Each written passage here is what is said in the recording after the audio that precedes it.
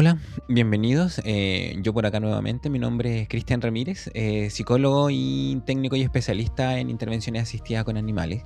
Hoy día no quiero quedar atrás un poco con la fecha de la que estuvimos celebrando, que tenía que ver con el 14 de febrero, el mes del amor.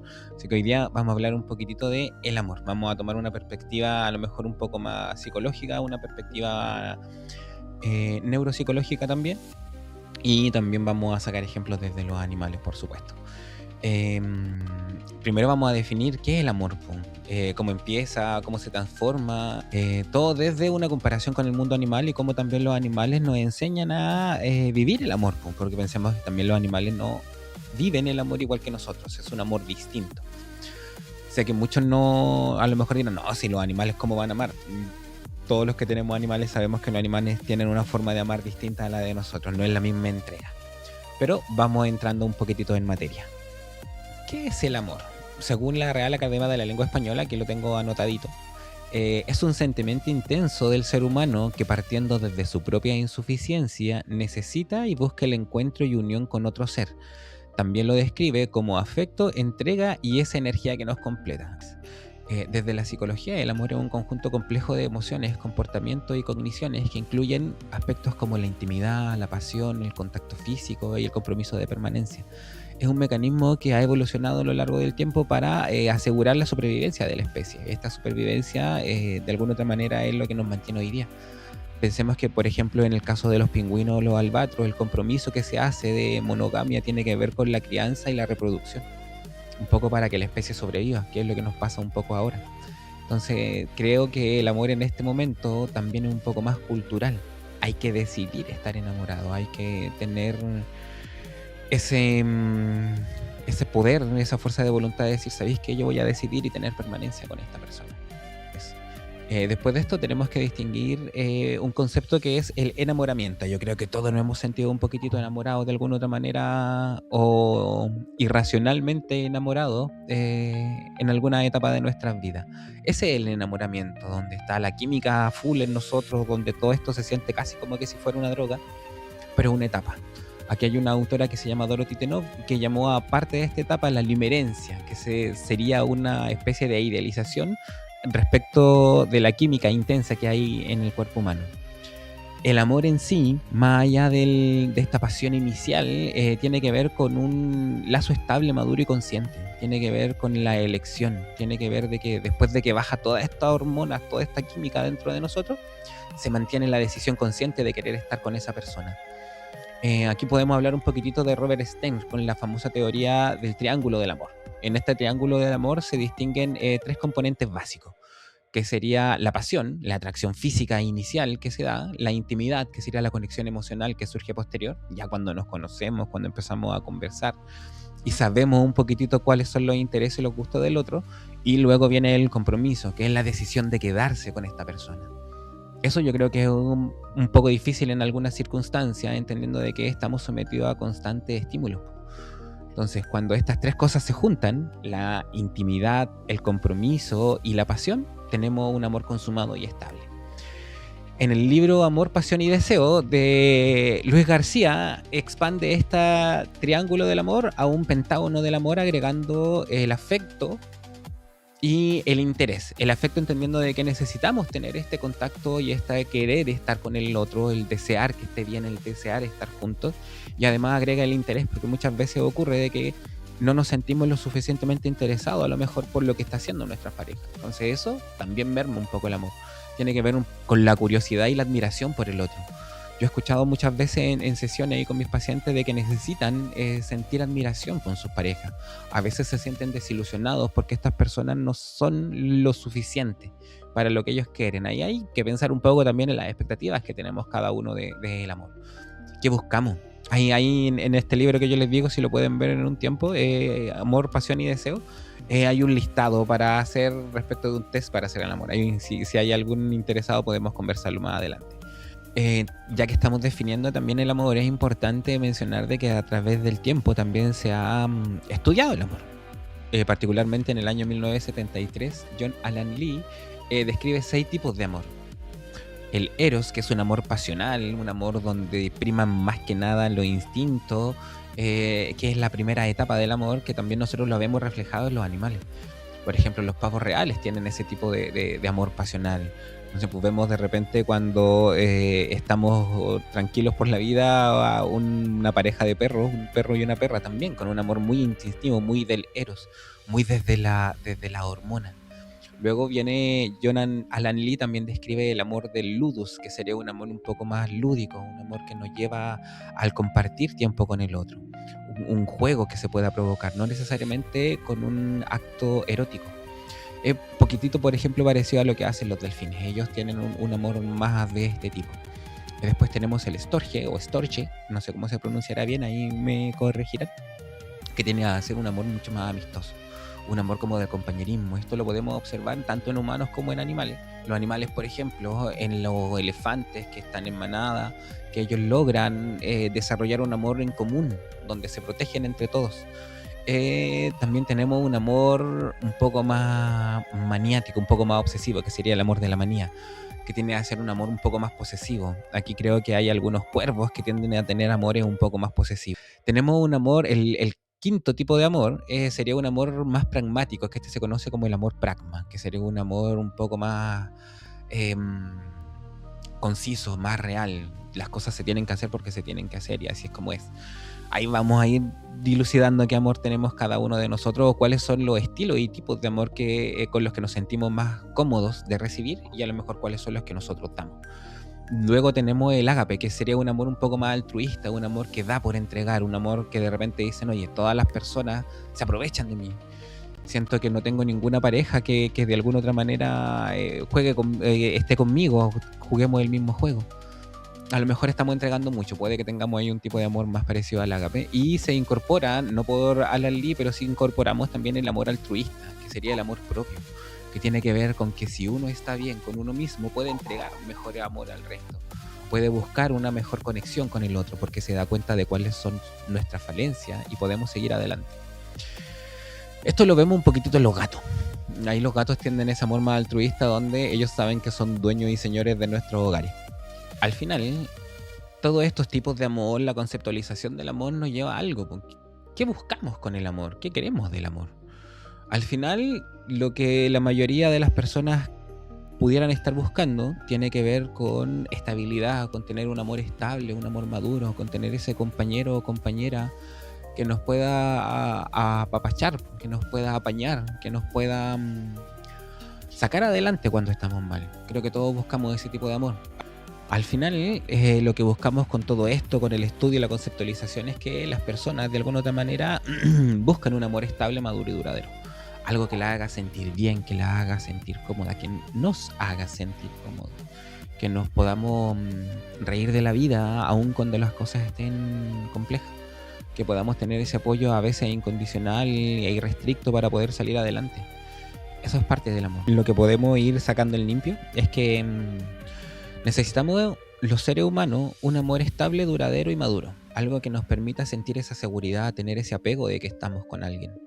Saber de que no estamos solos y de que aun cuando pasan cosas malas, nuestra pareja, nuestro compañero o compañera van a estar ahí. Creo que eso es lo importante. Aquí, por ejemplo, Ricardo Caponi, que es un autor chileno, nos propone en su libro El amor después del amor que hay 4 etapas hacia el amor sexual estable, que es lo que más o menos buscamos como proyecto. Las etapas de las que describe Caponi dan cuenta de, primero, una satisfacción parcial, donde existe un comportamiento de exploración. Esto lo podríamos observar a lo mejor al final de la adolescencia, al principio de la etapa adulta, donde podemos tener un poco más de libertad respecto a nuestra propia exploración sexual. Ahí se ve un comportamiento un poco más promiscuo, por ejemplo, en los chimpancés, que están en una etapa parecida en ese tiempo. El segundo etapa sería el preenamoramiento, donde iniciamos una exploración más racional, nos fijamos en más cosas, ocupamos más recursos cognitivos para poder pensar en qué necesitamos. También ya somos personas más maduras en ese momento, o podríamos ser personas más maduras respecto de lo que buscamos y necesitamos. Empezamos a tolerar la incertidumbre. Luego la tercera etapa es la etapa del enamoramiento, donde existe un momento que se vuelve irracional por toda la acción de la hormona y la química de nuestro cuerpo, para ir decayendo al paso de 2 o 3 años y empezar a decidir realmente si es con la persona que quiero estar. Aquí Ricardo Caponi habla del agotamiento hormonal, donde ya toda esta química corporal y cerebral como que decanta y ya podemos decidir más en frío que si queremos estar con esta persona o no. Nuestra cuarta etapa, o la cuarta etapa que describe Capone, da cuenta de un amor sexual estable, donde hay madurez, hay una monogamia elegida, hay creatividad en la pareja y se aceptan proyectos compartidos. En esta etapa, que ya tiene que ver después de los 2 a 3 años, es donde ya se puede hablar de una pareja estable. Cuando hablamos del amor, también tenemos que hablar de la parte negativa del amor. Yo sé que a nadie le gusta ver lo malo, pero es parte de. Aquí damos mascadas y las mascadas son importantes también aprender a soportarlas. En la parte negativa del amor podemos hablar de que nuestra química cerebral también está distorsionada, también está alterada. Nos sube la dopamina, nos sube la norepinefrina, nos baja la serotonina, la corteza prefrontal se tiende a bloquear, no pensamos de la misma manera, nuestras emociones se expresan de una manera mucho más pura. Y si hemos tenido experiencias negativas, si hemos tenido experiencias traumáticas, si no hemos sabido gestionar desde la infancia nuestras emociones, es probable que en algún momento terminemos haciendo algo que no queremos. No vamos a llegar siempre al punto de a lo mejor cometer un acto violento, pero podemos tomar ciertas acciones que a lo mejor después vamos a decir, oye, ese no era yo, como la canción de Los Chanchos. Pero vamos a avanzar. En ese amor que se siente que nos devora es porque nuestra química está alterada. Ahí a lo mejor también pensar en nosotros, cuestionarnos, tener este juicio crítico y hablar sobre qué nos está pasando. Hacer esta idea, yo siempre les pido a los pacientes la lista de chequeo. Piensen, escriban lo que están sintiendo, porque eso es súper importante para conocer nuestras emociones. Cuando hablamos de esto, de la química del amor y cómo esta química nos puede llevar a conocer este lado oscuro del amor, es importante saber cómo funciona nuestro cuerpo y cómo nuestra química se mueve dentro. Aquí vamos a conocer un poco cómo funciona el amor desde Helen Fisher. Helen Fisher es una autora que identificó 3 fases motivacionales del amor. La primera fase es la lujuria, la segunda la atracción y la tercera el apego. Vamos a hablar de cada una. En la primera fase de lujuria prima mucho la testosterona y el estrógeno. Esto nos genera este deseo de estar con el otro, del querer estar siempre conectados, pegaditos, muy juntitos. En esta fase el impulso sexual es auténtico y siempre está presente, es como las primeras fases del amor. En los primeros momentos del amor, les digo. En la segunda, que es la atracción, aquí existe una obsesión un poco más focalizada. Yo estoy más pendiente de la otra persona, quiero estar mucho más tiempo con ella. Aquí la dopamina sube mucho, el núcleo accumbens se activa. Al activarse el núcleo accumbens, que sería el centro motor de la motivación, a través de la emoción, nos moviliza a estar con esta persona. Pensemos que en este momento el núcleo accumbens, autores mencionan de que se activa tanto como en las adicciones. Hay unos estudios que proponen de que, o que han dicho, no que proponen, una de las conclusiones que sacan es que al mostrarle la imagen de una persona amada, se activan zonas neuronales vinculadas con el núcleo accumbens que dan cuenta de una mayor activación incluso en personas con adicciones. O sea, podríamos decir que el amor en ese caso es más adictivo que las mismas drogas. Luego de esto venimos a la tercera fase, que sería el apego. En el apego esta ya sería la fase del amor maduro, lo que nos decía un poco Ricardo Caponi en relación a buscar este amor sexual maduro. Que aquí el lazo prima se mantiene en los apegos y las hormonas que están presentes son la oxitocina y la vasopresina. Esto genera que podamos generar ese apego. La familia, el contacto, el estar con ellos. Aquí me gustaría hablarle un poquitito de lo que les mencioné recién que tiene que ver con el núcleo accumbens. ¿Por qué hablar del núcleo accumbens entonces? Es un sistema importante en el amor, porque esto hace que la dopamina suba, que baje la serotonina, que suba la norepinefrina, y esto genera que nos motivemos. Eso es lo que hace el sistema motivacional. Entonces, esta química, todo lo que hablamos sobre la oxitocina, la vasopresina, la norepinefrina, tiene que ver con un elemento del amor que es lo químico. Pero todo esto nos lleva a buscar un amor maduro, a un amor que elijamos estar siempre con él. Y eso al final es lo que nos permite prosperar y avanzar. Aquí hay un concepto que se llama la monogamia y la monogamia intermitente. Siempre se pensó que el ser humano podía ser monógamo y que era lo que se buscaba, pero hoy en día se está observando un fenómeno que se denomina monogamia intermitente o serial, que tiene que ver con que muchas personas deciden estar en parejas, pero no es la pareja para toda la vida. Vivo una etapa, un poco lo que hablábamos recién, 2 a 3 años, cuando ya las hormonas bajan, pero no estoy constantemente con otras personas, sino que termino un vínculo y sigo con el otro. Esto se ve, por ejemplo, en los leones. Los leones son monógamos intermitentes porque solo se aparean con las hembras de su misma especie. ¿no es cierto? En algunas especies de aves también se ve esto. Se muere o se va la hembra y el macho o la hembra buscan a la pareja si es que la otra pareja no está. En ese sentido, vemos que hoy día existe una búsqueda de ese apego, de esa fase última que nos hablaba Fischer, en razón de tener algo seguro, en razón de sentirnos parte de.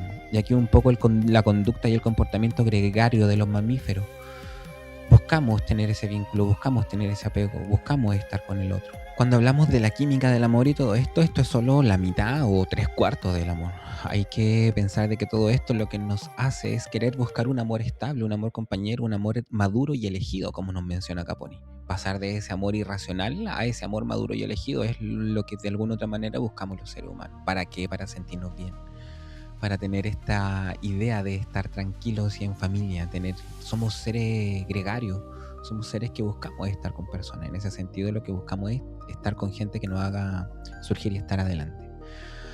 Ahora, cuando ya encontramos ese tipo de amor, nos damos cuenta que lo tenemos, estamos pensando en esto y sabemos que no hablamos de un amor tóxico o de un amor patológico, ya tenemos que buscar algo más allá, que tiene que ver con las formas de entregar el amor. Aquí Gary Chapman nos habla de 5 tipos del lenguaje del amor, que son 5 formas de entregar amor. Aquí les voy a dejar un dato, tarea para la casa, se los voy a mencionar al final igual. Veamos qué tipo de amor recibimos y qué tipo de amor entregamos. Estos 5 tipos de amor son palabras de afirmación, tiempo de calidad, actos de servicio, regalos y contacto físico. Estos tipos de amor también los vemos en la naturaleza y vamos a dar algunos ejemplos mientras vamos avanzando. Por ejemplo, en el caso de los albatros, se da tiempo de calidad. Ellos con sus danzas, con sus rituales, generan este amor, con esta muestra de amor con su pareja. Pensemos que ellos cruzan océanos enteros y miles de kilómetros para volver al mismo lugar donde se conocieron con su pareja y volver a estar ahí. Y siguen estos actos de amor. Entonces se pasa tiempo de calidad. Los albatros son aves monógamas que van a estar con una sola pareja toda la vida. En el caso de los lobos, por ejemplo, las muestras de amor en la manada tienen que ver con actos de servicio. Cazan juntos, cuidan a las crías todos juntos. Tienen que ver con un amor, con un acto de servicio. En el caso de los primates o los chimpancés, ellos demuestran amor con toque. Ellos tienen contacto físico, juegan entre ellos, un poco lo que también vemos con los perros. Cuando uno ve 2 perros jugando, son perros que se están queriendo, son perros que están generando un vínculo, que hay oxitocina en su cerebro, está generándose esa unión. En el caso, por ejemplo, de las aves, hay muchas aves que dan regalos a otras. No me acuerdo bien el nombre en este momento de una ave, la voy a colocar ahí, pero que hace una casita y le muestra un caminito a su hembra para que esa hembra vaya y decida, le entrega un regalo. En el caso de los pingüinos, hay pingüinos que les pasan algunos guijarros a las hembras y los muestran y se los dan como una muestra de amor. Las hembras también los guardan. Entonces, eso son otra forma de lenguaje del amor que tiene que ver con entregar regalos. En el caso de las palabras de afirmación, sí, los animales no hablan, por supuesto, pero en el caso de los pingüinos también, las hembras tienden a generar cantos únicos con sus parejas. Y esto se podría considerar que son palabras de afirmación porque son tonos que solamente se la cantan a la pareja. Entonces aquí también se da este caso de las palabras de afirmación. Pensemos en nosotros. ¿Qué lenguaje del amor tenemos? ¿Qué lenguaje del amor recibimos? Independiente de que nos haya dolido, independiente de que a lo mejor tuvimos una fractura amorosa, pero tenemos un lenguaje del amor. Saber qué lenguaje del amor necesitamos y saber qué lenguaje del amor entrega de repente hace más fácil la tarea de encontrar esa persona que nos hace sentir bien. Aquí ya al ir finalizando lo que hemos conversado, ya llevamos un poquito de tiempo. La idea tampoco es extenderse tanto, pero llevamos un poquito de tiempo. Nos damos cuenta de que el amor no es solo química, no es solo atracción, no es solo ese instinto primario, animal, irracional, sino que el amor tiene que ver con el empezar a pensar en qué necesitamos, amor propio, en qué entregamos el amor hacia el resto y qué buscamos de los demás, los tipos de amor. Somos conscientes de que el amor es una elección diaria. Esto es algo que se elige día a día. Un poco ya a modo de conclusión, nos damos cuenta de que al final el amor no es solo química, no es solamente estas funciones que ocurren por nuestro cuerpo, estas hormonas que se activan, que se desactivan, estas zonas cerebrales que están presentes o no, sino que tiene que ver con una elección, con abandonar ese instinto animal primario, volverlo racional, maduro, consciente y elegido. Porque al final elegir el amor es un acto de todos los días. Yo elijo amar a esa persona todos los días. Me acuerdo de una amiga que me dijo eso hace un tiempo atrás, donde yo estaba en algunas dificultades por el amor también. Me decía que el amor al final era un acto de elección diaria y que eso se tenía que hacer todos los días. Y sí, porque al final tenemos que elegir estar con la otra persona. Van a haber cosas que no nos van a gustar de los otros, pero hay que conversarlo, hay que hablarlo, hay que buscar ese acuerdo. Y eso es un acto de amor. Me gustaría un poco ir repasando qué vimos hoy día. Nos dimos cuenta de los tipos de amor que hay y cómo ese amor también se expresa en los animales. De alguna otra manera, cómo ellos también eligen estar con nosotros. Vimos también lo que nos decía Fischer respecto de las fases del amor, estas 3 etapas que tenían que ver también con hormonas que se activaban con nosotros. Y lo más importante, creo yo, de hoy día tiene que ver con que el amor es una elección, con que me gustaría dejarlos con eso, con que el amor se elige, con que el amor es un acto día a día de estar con la otra persona, del desear estar con el otro, del soportar, aguantar, disfrutar y vivir plenamente con el otro.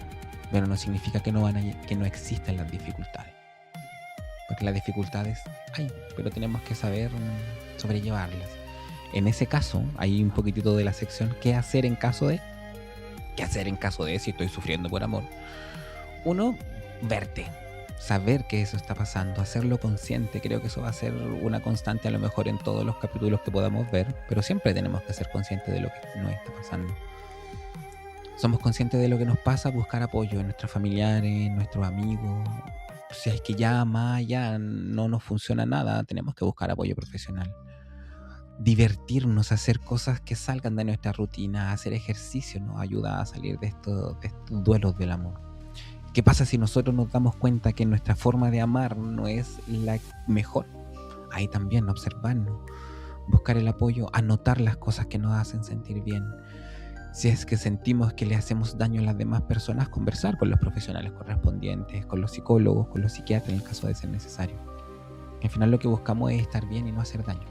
Creo que por ahí un poquitito de lo que podemos hacer. En general creo que todos buscamos un amor pleno, un amor tranquilo y sentirnos cómodos con eso es lo importante. Así que los dejo invitados para nuestro próximo capítulo, que ahí nos vamos a estar viendo en marzo. Así que chao, nos vemos.